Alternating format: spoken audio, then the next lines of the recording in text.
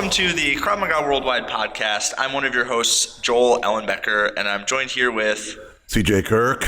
And today is going to be our first episode, The Era of Evolution. We're going to dive into our backstories, how we got into Krav Maga, self-defense in general, a little bit about our businesses, and what we are thinking about planning for in the future.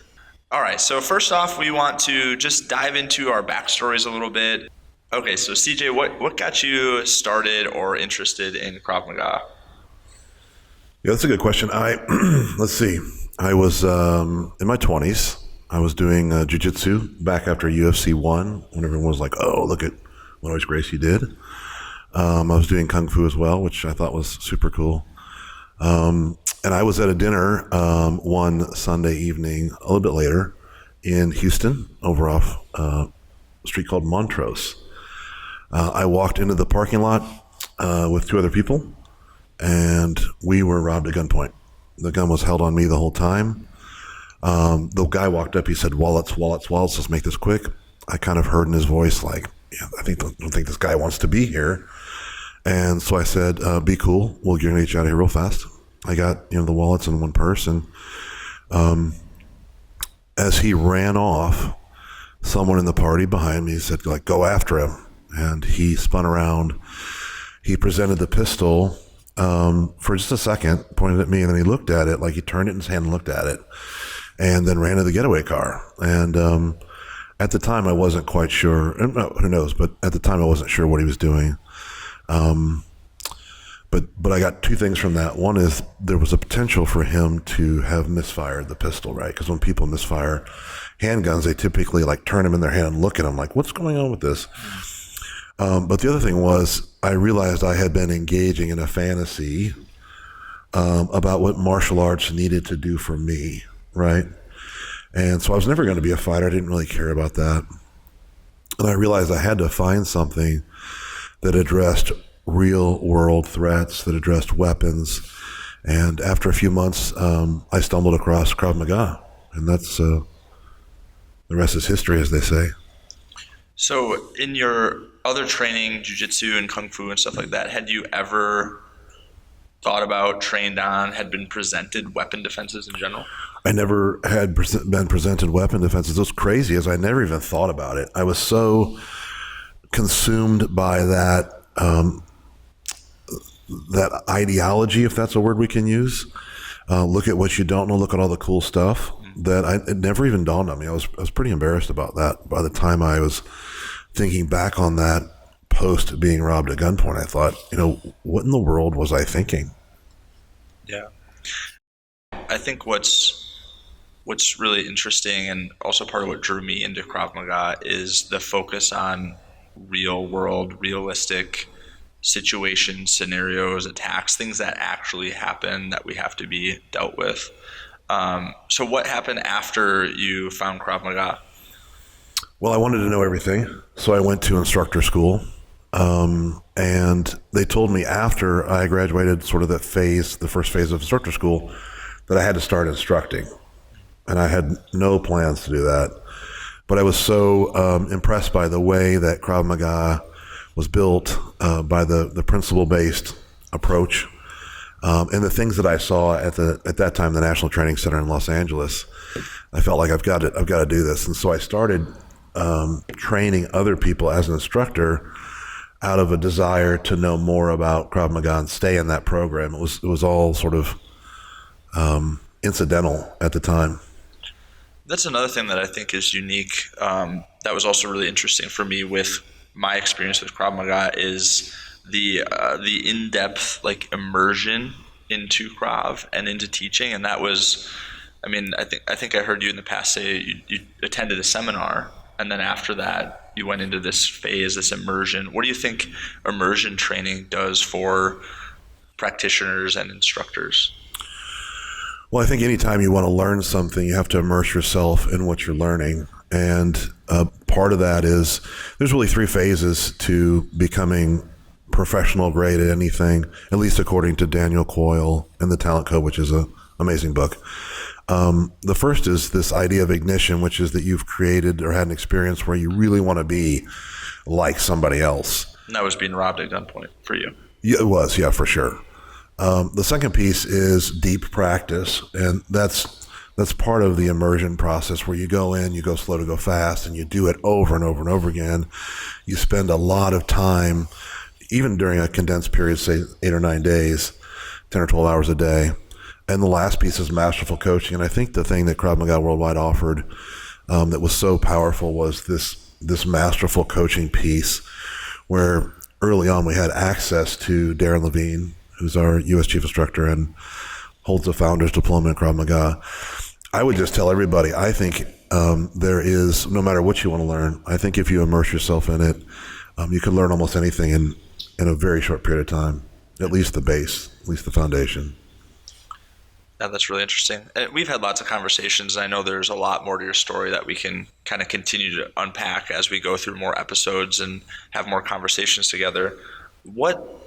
Fast forwarding a little bit, what led to being someone who was ignited and went into this deep practice, going from wanting to learn it just for yourself to now having, a cadre of some of the highest level instructors in the country and having a school with hundreds of people? Yeah, I think the impetus in shifting from learning Krav Maga to teaching Krav Maga came pretty naturally because I needed training partners, right? For a lot of my early Krav Maga career, I trained alone. I trained through visualization. I had to imagine all the different permutations of what an attacker would do based on, say, a counterattack. And there's only so much you can do there before I wanted to shift to having great training partners. And we were just uncompromising with the quality and the level of performance, both in terms of physical performance and the capacity to communicate early on. And there were some people that bought in and threw themselves into it. And that was really the start of what is, an amazing instructor cadre now. Yeah, that's awesome. All right, well, let's flip the script a little bit here, and you can put me in the hot seat and ask me some questions. Joel's in the hot seat. So my first question, which is maybe slightly off topic, is: has anyone ever taken their pants off in your school? That's a great question. Yes, actually. So it does tie into my backstory a little bit. I started out in karate and eventually teaching karate, and what you're specifically asking about was there's a myriad of fun and interesting experiences that happen when teaching others, especially teaching kids. And one of them was we had a young student, I think he was around 8 years old or so. He came into our front lobby and was really excited for class, and so he just started taking off of his regular clothes right in the middle of the lobby. And his mother starts going, sir, excuse me, sir, you can't take your pants off here. Sir, please, decorum, sir. Yes. Yeah. Yes. So, that was in the midst of me learning how to become an instructor and teaching karate, and lots of other fun stories like that. Yeah. So you mentioned karate. I'm interested about what style you studied. So our style was American freestyle karate. I think it really got its start in like the Junri Taekwondo system, okay. And then over time, things were added. My instructor and mentor was a kickboxer. He also at some point got involved in Krav Maga, so it was a blend of traditional, katas and forms and some weapons training, but also realistic self-defense and fight training as well. That's interesting. So, when did you find Krav Maga, given you were a karate guy? So I took karate as a student for about 10 years, and then my instructor came to me and asked me if I'd be interested in instructing, which for me was kind of mind-blowing. I'm a pretty introverted guy. I'm quiet. I didn't talk much, but I think I had just been dedicated and around long enough that maybe he saw something in me and ignited that confidence within me.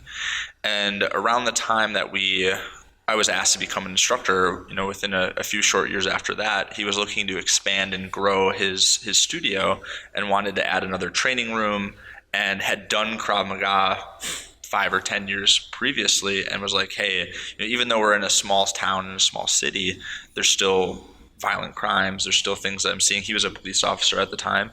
And so he's like, I want to bring Krav Maga back. This is, the best self-defense that you can get.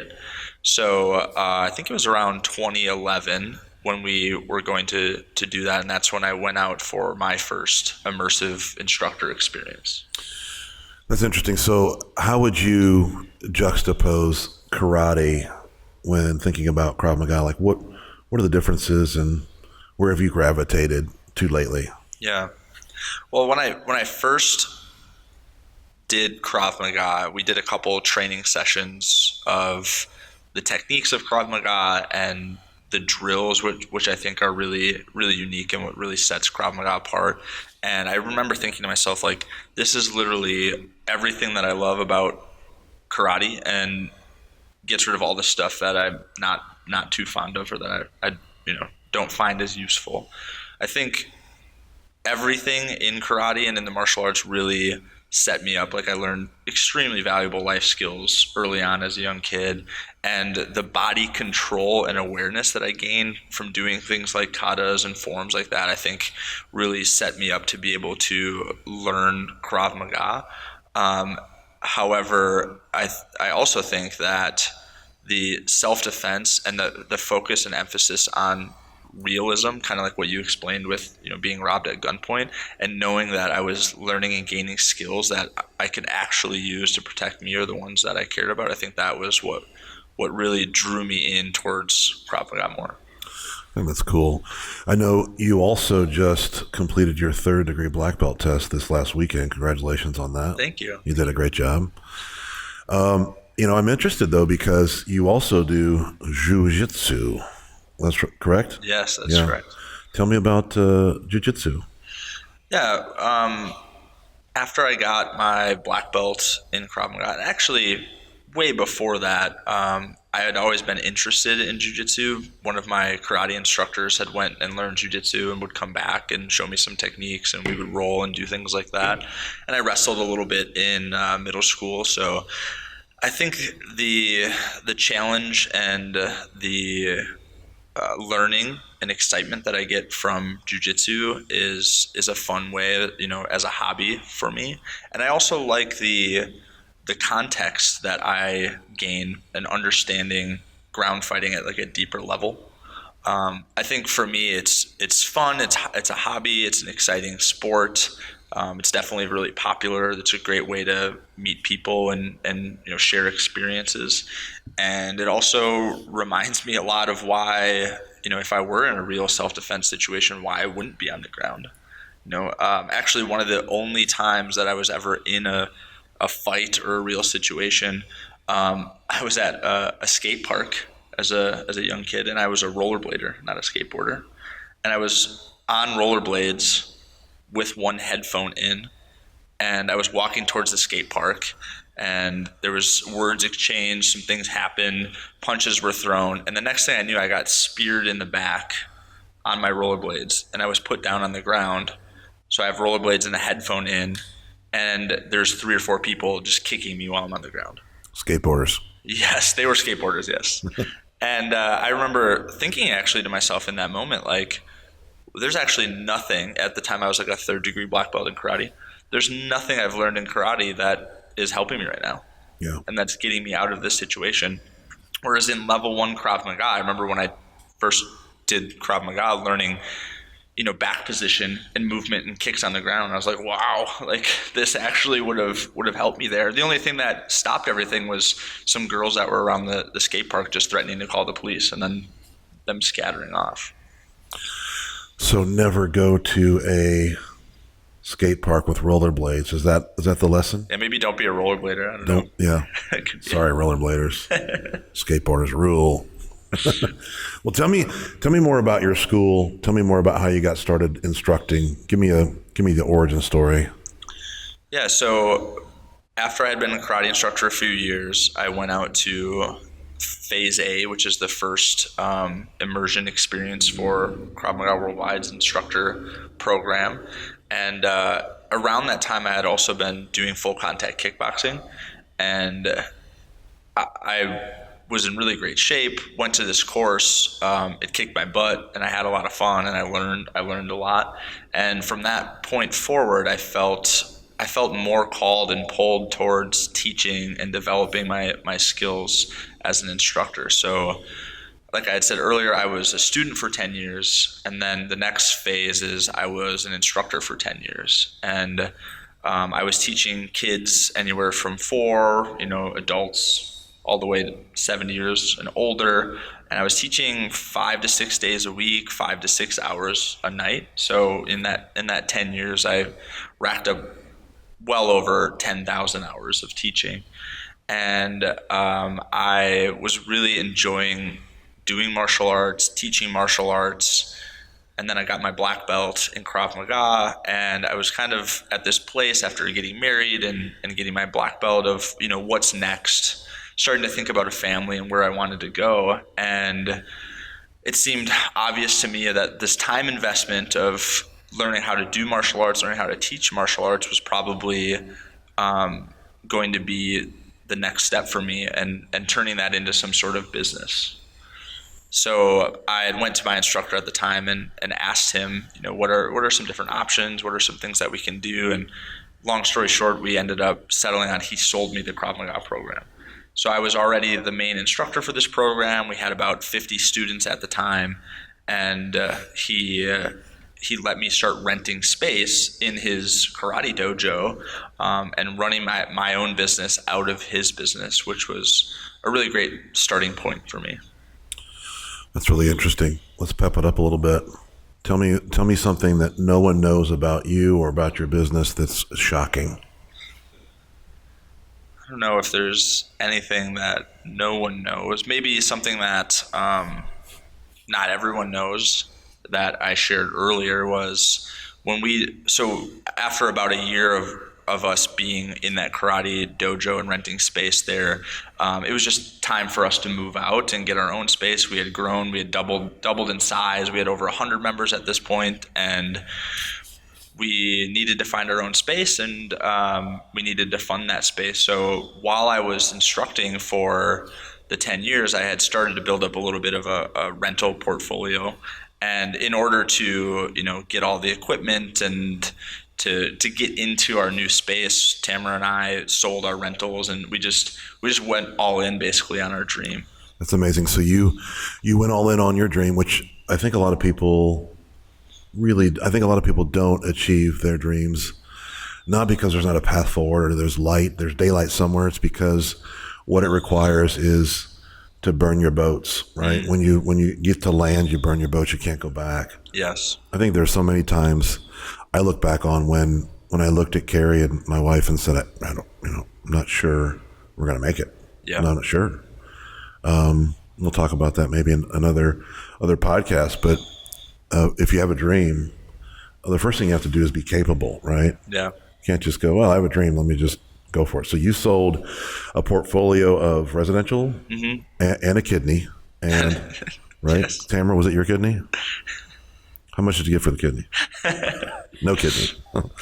So yeah, I think everybody that ultimately, at least in this business that I know, that ultimately has some level of success, and you might define that based on the instructor cadre that you help to build, or the types of people that you're supporting and the lives you're touching. And it could be something like I'm able to support other people, or I've made a little money along the way. I think one of the things that's most disappointing about martial arts, but in Krav Maga in particular, because we're so immersed in it at this point, is the people that come in it for profit motive. Mm. That's something that really bugs me. Yeah. Somebody asked us the other day, we were out and about, and they said, you got to have the biggest licensing organization in the world. And I literally said to them, we've talked about this, we will never have the largest organization. And it was one of our licensees, and he said, why? And I said, our standards are just too high. Yeah. There's no doubt that our standards are higher than anything else you'll find on planet Earth. And there are ramifications for that.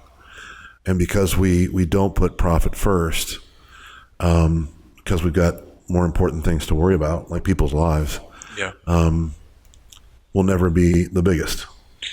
Yeah, I think that's really insightful, and it also brings us to how we got involved with Krav Maga Worldwide, how our schools were involved with Krav Maga Worldwide. Why did we personally choose Krav Maga Worldwide even before joining the leadership team? Did you have other options, or did you shop around when you were looking for an organization? Yeah, I actually did. But I had gone through a seminar with Darren Levine just prior to joining the instructor program at Worldwide. And he was so knowledgeable and so impressive. For those OGs out there in Krav Maga, they know that Darren is so far beyond in so many respects what you can find in other organizations that it was a clear and easy choice. It really was. I have been contacted by other organizations throughout my history in Krav Maga, particularly as I built a instructor cadre that people knew about. I built a school that people knew about, that asked me, would you consider joining us? Would you consider coming to a seminar and trying to figure this out? And the answer was always no. What about you? Yeah, I think my instructor early on had been introduced to Krav Maga Worldwide through a seminar, and that was the choice he had. So it was never a conscious choice for me. It was like kind of something that I already was involved in and a part of. But as I take a step back and think about it, these days, going back to jiu-jitsu, like we were talking about earlier, like lineage is so important in jiu-jitsu. Especially as it's become more popular and it's exploded. People are like, oh yeah, oh, you're a black belt. Who are you a black belt under? And that matters a lot. And that was, I think, part of what started to have me drift away from karate is it's really hard to track a lineage when it goes back so far.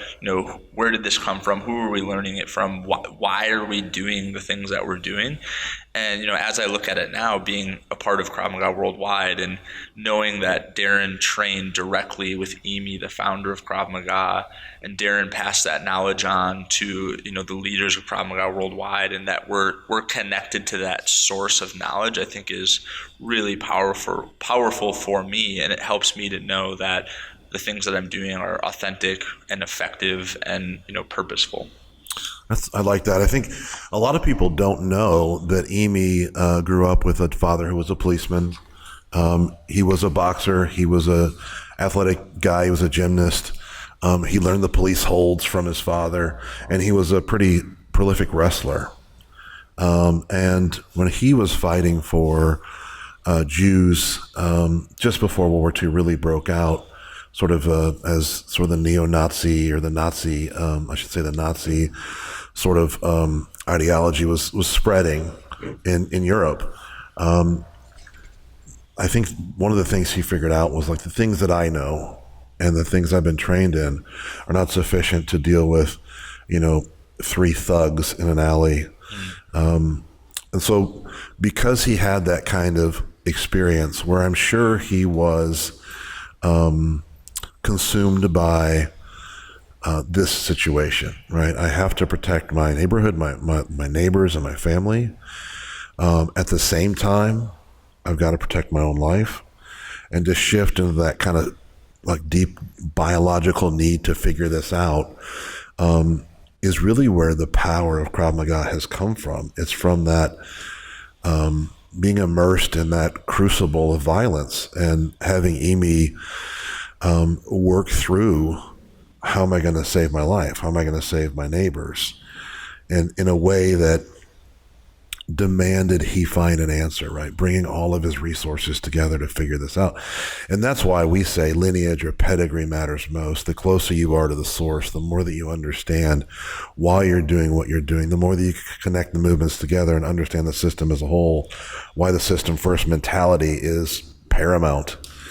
The more effective you are in not only self-defense, but in teaching people to do self-defense. I think that's important. Yeah, I think what really stands out to me there too, and is just that the techniques in the system weren't just created because, we think that this is what would work best. You see shirts out there for Krav Maga all the time that they're battle tested. Yeah. Right. Like these things were actually tweaked and adjusted to find what is going to work in a realistic, real life situation. I think that's what's so empowering about being connected to that source and also being a part of this organization.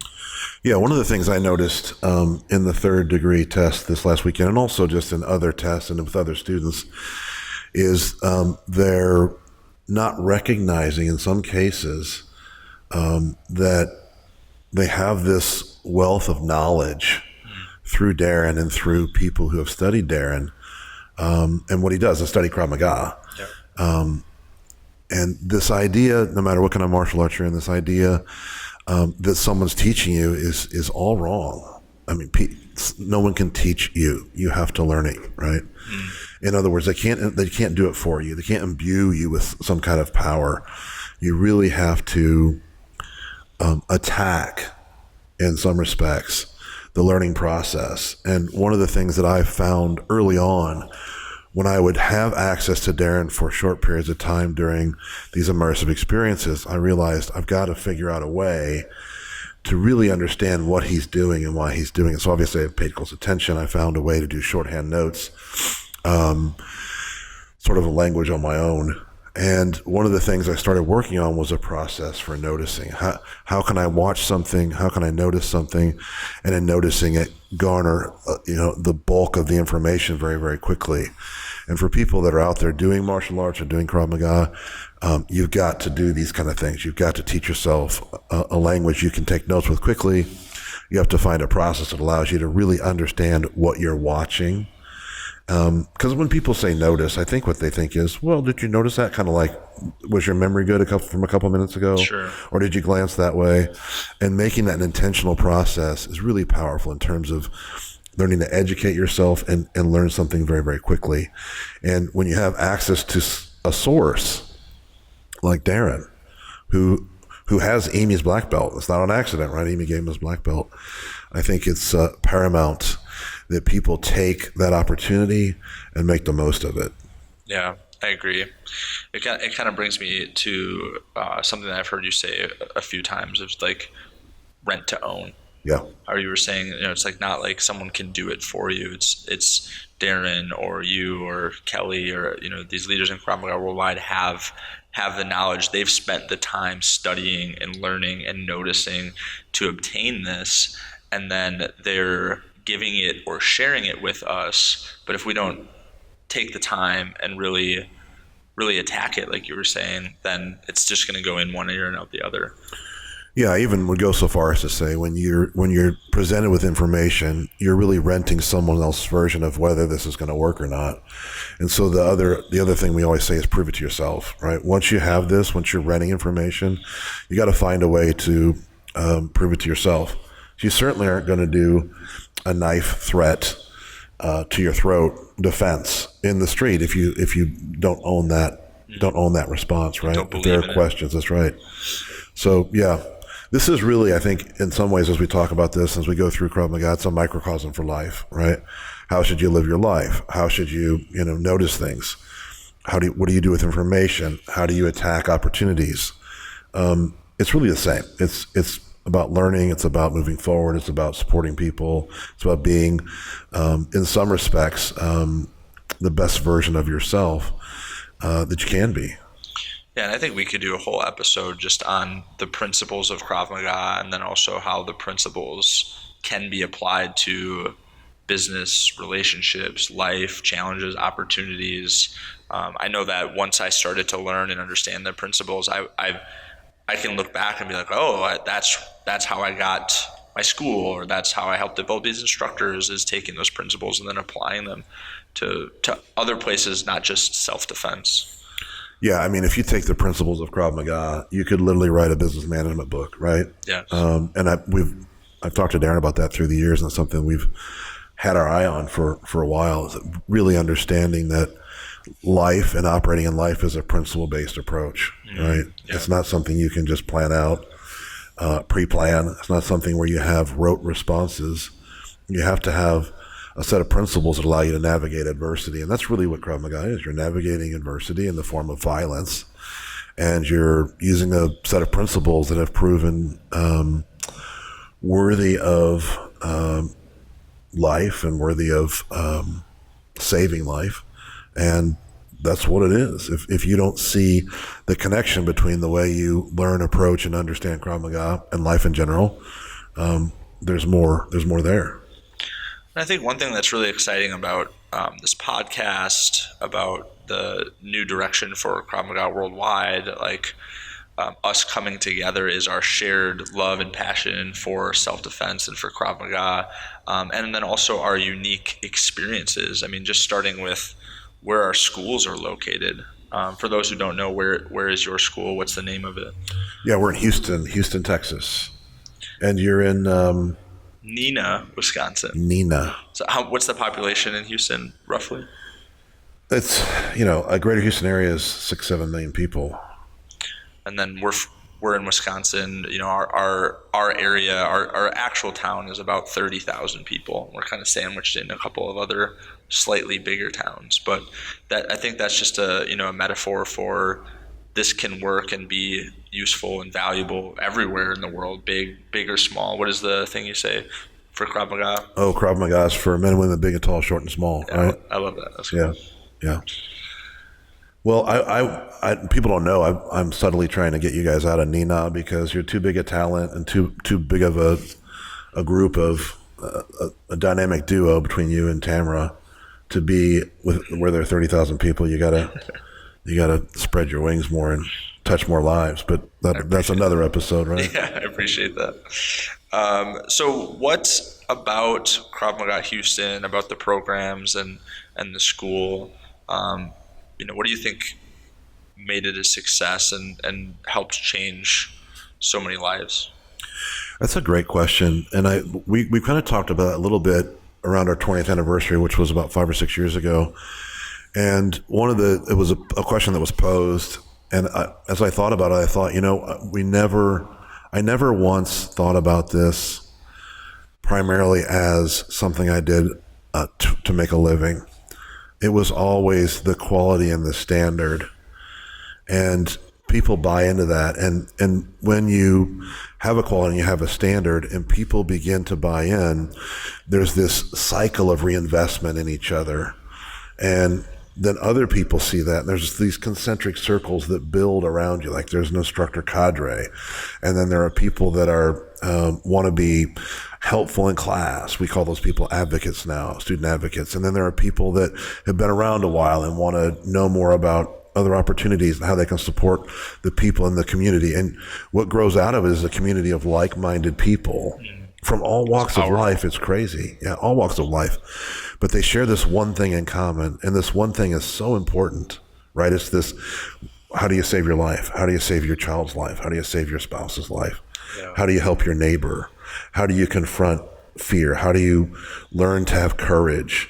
And these are big ideas, right? So no matter where, blue collar, white collar, all different races, nationalities, they come together around this central theme, and they support each other. And at some point, I stopped steering the ship and just stood back and went, wow, this is pretty darn amazing.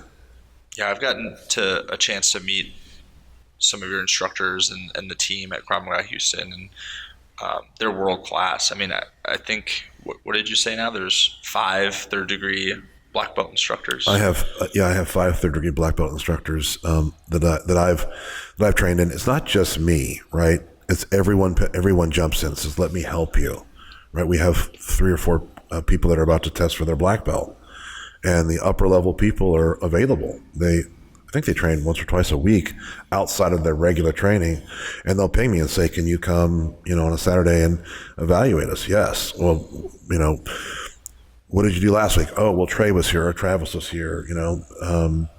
It's pretty incredible the amount of time and effort people invest in each other in the community. Well, I think what's really, really awesome about that maybe not everybody knows is, you had mentioned earlier, like I just took my 3rd degree black belt test this past weekend, and you have a group of 5 leaders who are at that level already, and there's many school owners in the world who aren't at that level yet. So just the high concentration of talent and passion and teamwork that's here in Houston is really remarkable. Well, I appreciate it. It's something that really took on a life of its own, and I think if people approach it that way, if they demand excellence in the people that respond to that call, are the people they need to invest in. It's been a lot. There's been ups and downs, Joel. I mean, this instructor cadre is sort of a self-selection deal, right?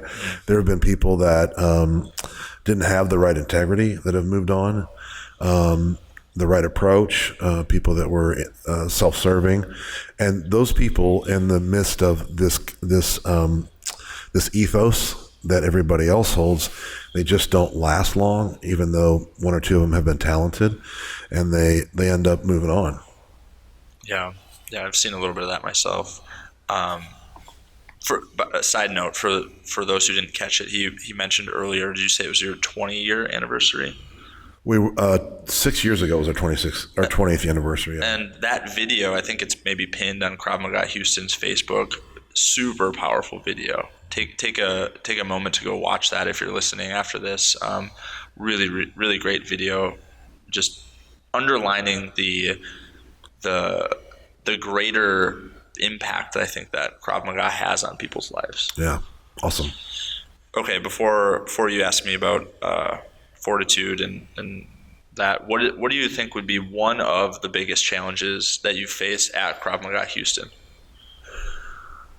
There have been a lot of challenges, floods, economic downturns, but I think the bigger challenges in Houston are the same challenges that everybody faces, who those that run a school, right?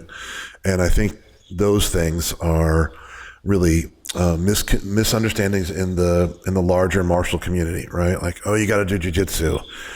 It's like, well, jiu-jitsu is not self-defense. So if you want to do jiu-jitsu, that's awesome. I love jiu-jitsu. I did it for a long time. But if you're looking for self-defense, it's not self-defense, right? Would you agree with that? Yeah, no, I totally agree with that. Like I said earlier, I love it for a sport and for activity and for learning and growth. And every time I go teach a Krav Maga class that involves ground, it just reminds me how much I don't want to be on the ground. Like back to that story I said where I'm getting kicked in the head, or weapons involved as well. Yeah. Yeah, I think people don't understand that there's traditional martial arts, there's fighting arts, and then there's self-defense, and they each have their own basket of amazing benefits, but ultimately.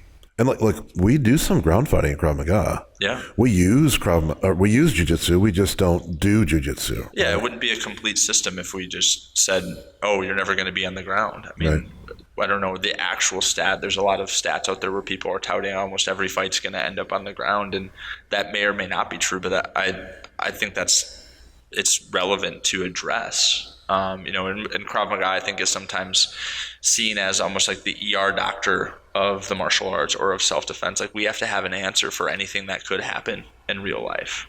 If we go to the ground, we have to be able to get back to our feet. If somebody has a knife, we have to understand, how to deal with that as well. Yeah, I would agree with that 100%. I think so. Jiu-jitsu is one of the things, right? That people believe that is the end all be all. In fact, I have a joke in class, like somebody has a problem. It could be something that comes up in their life. Oh, like, because I check in with everybody before class starts. Hey, Joel, how are you? You want to share anything with the class? It's like, oh, I'm having trouble at work. And people talk through it like, hey, well, what's the trouble? And, well, I have this coworker. And they go, okay, well, this or that. And my comment always at the end is, well, if that doesn't work, you can always do jiu-jitsu, right? Jiu-jitsu fixes everything, right? Yeah. The answer to everything is jiu-jitsu, right? And again, I love jiu-jitsu. I'm not anti-jiu-jitsu, right? I'm really about putting everything in context. And the other big thing in the industry right now that's absolutely dangerous is hybrid Krav Maga, using wrestling moves to do Krav Maga, which is a disaster. I mean, if you have weight classes in the sport that you're in, and then like they have weight classes for a reason, Emi was a wrestler. It's like, for people in Krav Maga, you're using Emi was a wrestler. If wrestling worked for him in the streets, he would have thrown it in. Like, there's some missing pieces there. Yeah, I think there's a couple things there. I mean, just what I've been experiencing or noticing is it seems like people just want to create new and exciting things, and I don't know how much they go back and do what Emi did and battle test them and see it all the way through. And as someone who practices jiu-jitsu and competes, like I won gold at IBJJF a year ago, and then not long after that tore my ACL doing jiu-jitsu. It's not something I'm dabbling in. I'm committed to it, and I love it. I find it's hard to grapple with people who are bigger and stronger and throwing sweat or blood or intention of someone trying to kill you with a weapon into that. I think that complicates it and makes it even more difficult, trying to like restrain somebody and hold them and stop them from hurting you versus attacking the attack. Yeah, I would agree with all that. And again, wrestling has this, like, I think wrestlers could be the most powerful and in shape people in the world. Yes. I mean, I'm super impressed. When you watch Olympic wrestling, I'm just, floored by it. And like the most mentally tough as well. Yeah, just awesome. And jiu-jitsu, jiu-jitsu guys are the same, right? Yep. And a lot of times they do both, right? I was a wrestler, now I do jiu-jitsu. And it's awesome. It's like a chess match on the ground, and there's a sense of body position, and there's a sense of leverage and setup, and it's awesome. There's no doubt about it. So I don't want anybody to think that we're not pro jiu-jitsu. I want everybody to understand in context what each martial art or martial science can do for them. And I think one thing too to keep in mind with this conversation is that the audience in which we're trying to reach and train self-defense for, the average soccer mom who had a terrible road rage experience and is frightened and realized like, oh, if something were to happen to me, like, I don't know what I would do.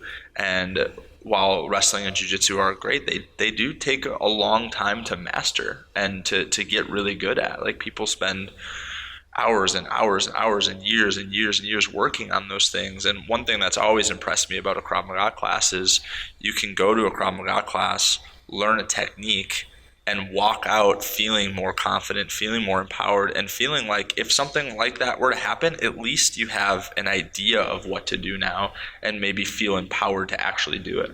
Let's shift gears for a second here. Let's talk about Krav Maga Worldwide. We are now on the leadership team. What's your vision going forward for Krav Maga Worldwide? Share some of that with us. Yeah, that's awesome. I think what I'm noticing and what I've been hearing from the greater community, like people not even inside of Krav Maga Worldwide yet, people are looking for real and authentic Krav Maga, and my vision is to help spread that and grow that within the schools that are already with us, and to regions, countries, states, areas that don't have that yet. Emi said, so that one may walk in peace, and I think that it's up to us to help hold the standard, and not allow for people to gain false confidence in their skill sets and their abilities that could actually put them in more danger, and to help empower them with the techniques, the principles, the skill sets to actually protect the people that they love and care about. Yeah, I love that. One of the things I've been thinking about is the need for the leadership team, all of our amazing and powerful licensees, and for the community itself, to create a self-sustaining momentum around the quality and power of Krav Maga, the potential of Krav Maga in people's lives, so that no matter who is on the leadership team, there's this sort of implicit mechanism in place that allows the wheels to keep turning right? It's really about creating like-minded people across the world that understand their role, the importance of their role in ensuring that we are providing real self-defense for people, and that people are learning real self-defense. I think that there can't be any other greater goal for an organization like this than to create a self-sustaining model where the standards are always high. I think that's where my head is. And I think something that's really exciting that we've already embarked on just this year is creating trainings and certifications and opportunities for people to become well-rounded as a Kravist and as a practitioner. The handgun expert certifications and the coaching. I think that that's something that we've gotten really great feedback around is like how does coaching fit into Krav Maga, or why is that important? Yeah, I brought coaching into the worldwide organization because I saw a need for it in my own life, and I benefited so much from it. So I went out and, of course, did with coaching what I did with Krav Maga. I ended up getting a coaching certification, became a master coach, became a health coach, and I saw such amazing improvement in the way that I could support the people around me, how I communicated, how I thought about the way they were communicating and acting with me, and being able to see through things that I hadn't been able to see through. I think one of the things that's most important about coaching is if you're the most courageous in that process, seeing yourself for who you really are, and not investing in the veneer that you've invested in over and over again, because newsflash, people see through that anyway. Right? People don't see you the way you think they see you anyway. Right. So why invest in that? Why not get real? Why not be authentic?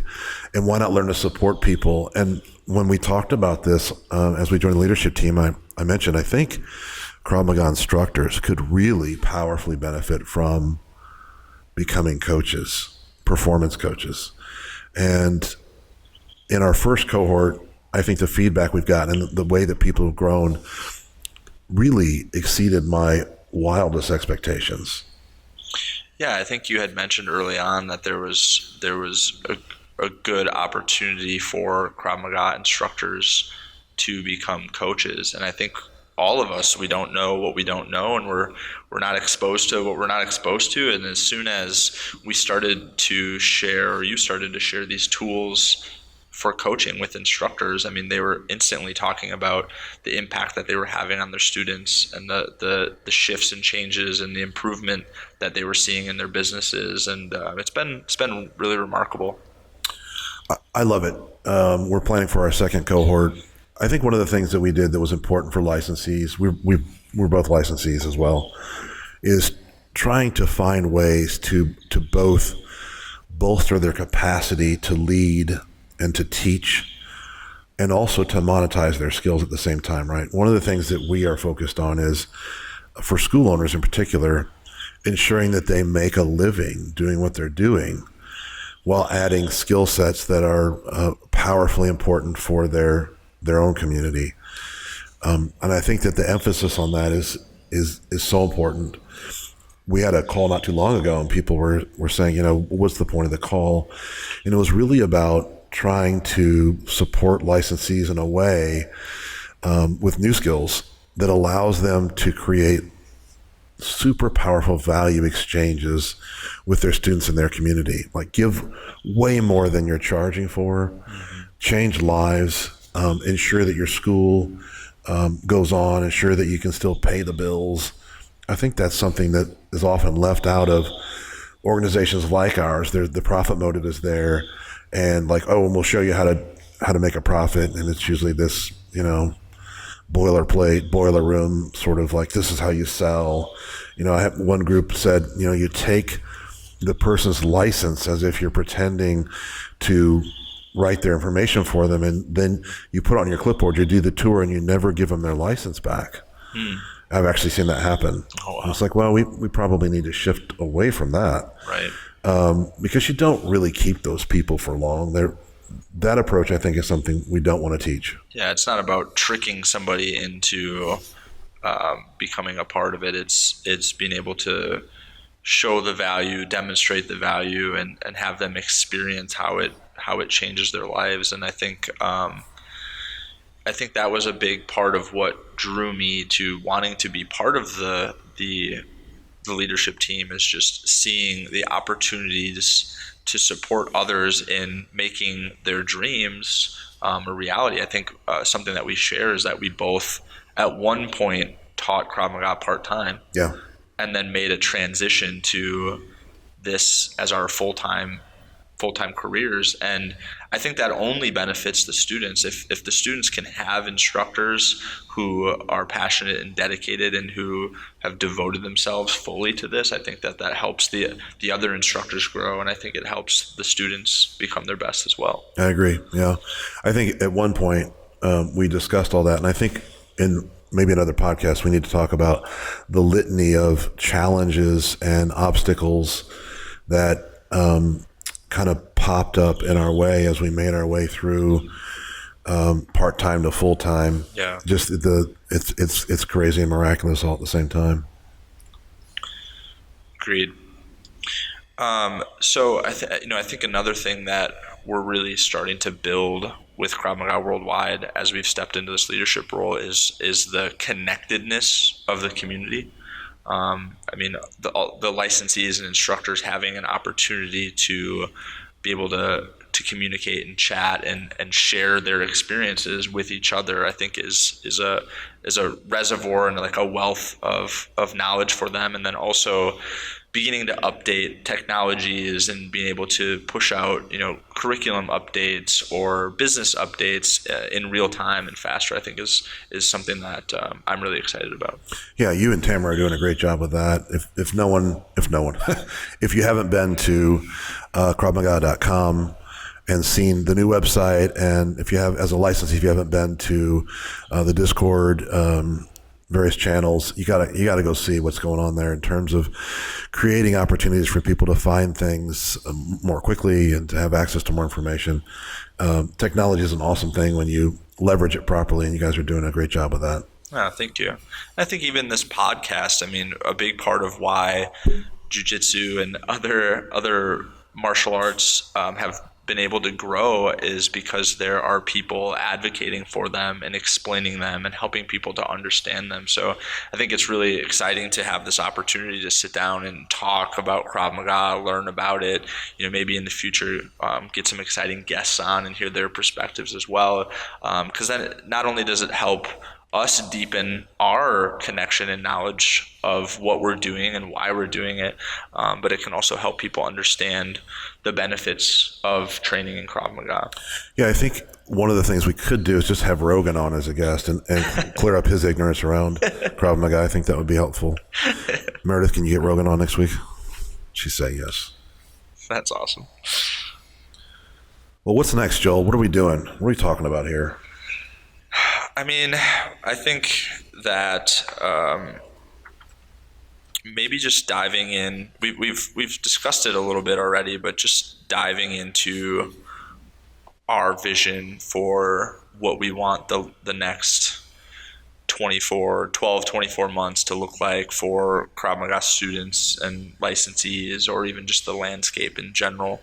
I would say for the licensees, it's more certifications around highly relevant skill sets, more skill sets, supporting their community, finding ways to monetize while still creating this powerful value exchange, giving them some breathing room, allowing them to really start to leverage their potential across Krav Maga, across handgun, across knife, across coaching.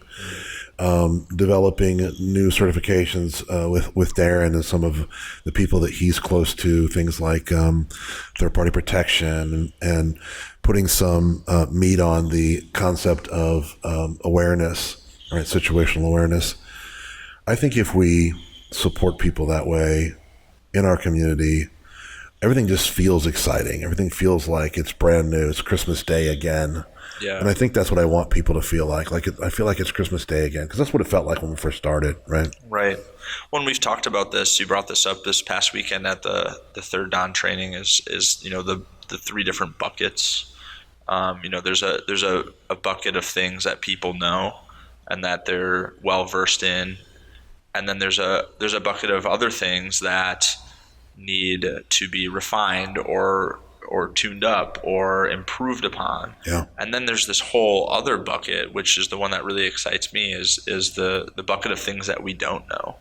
And being somebody who's been in the system for a little over a decade, 13 or so years now, and then discovering that there's so much more for me to learn and so much more for me to improve upon, I think has been really awesome for me. Yeah, I think that whole bucket concept was important to lay out. There are people who are high level instructors in Krav Maga, and they've gone other places because they sort of the attitude has been literally, well, I know everything I need to know. And I wanted to ensure people understood this weekend, no, you only know what you know. Mm-hmm. And for a lot of those people, they don't know, because they don't have eyes on them with knowledgeable people, that there are many refinements and corrections they can make to be more powerful. In fact, I don't know many high-level people or low-level people in Krav Maga that actually move hands, body, feet, that protocol. They don't do it. That's something we absolutely demand of our instructors in our cadre. And if there's one thing you could do to improve your Krav Maga across the board, it's got to be the hands, body, feet protocol. So that basket's there. And that's a principle of Krav Maga, right? So for people who don't know, can you explain what do you mean by hands, body, feet? Yeah, so when you are addressing a threat, what most people tend to do is they drop the weight in their feet, they push from their feet, they move their body, and then either the feet and the hand go, one or the other, and it's a huge telegraph. So if you're going to strike somebody, they typically see it coming too soon, they move out of the way. If you're trying to grab a weapon, the weapon's gone. So hands, body, feet in terms of how effective you are at striking your target quickly and entering the fight, as well as virtually and literally every weapons defense. And when I show people this, they're like, oh, I'm doing it. And then I put on video and go, well, what do you think? Like, oh my gosh, I'm not doing it, right? Yeah, video and slow-mo video are really, really powerful tools for checking yourself if you don't have that high-level person looking over you all the time. For me, I think hands, body, feet is tied to another principle, which is using instinctive responses whenever possible. Mm. And I think a training scar that comes up is people know what the attack is going to be. They know it's going to happen. So they start to move their feet to get out of the way because they're early, because they know it's happening. Yeah. When in reality, if we all picture a foul ball at a baseball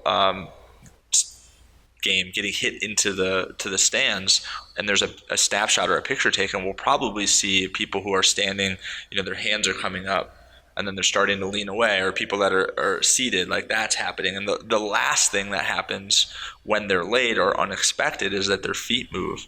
So if we can train in accordance to how our body wants to move, it's going to literally speed up how effective we are in our defenses. Yeah, it's tapping into that instinctive sequence when you're doing a more intentional movement that people have the most trouble with, and it's so powerful. I think we talked about that on several occasions. So your hands, body, feet, it comes up for me is something that is a basket where you can improve things. I think a lot of people didn't understand that we were developing in conjunction with Darren a lot of other new content in the system. And so, we've connected the principles of Krav Maga into shooting a handgun. We've connected the principles of Krav Maga into various. In fact, I just taught knife protocols to you guys at Third Dan as the last day. And we did knife patterns. We did knife on knife responses. We did knife retention. And I think people were surprised that there was that much content available that they hadn't seen.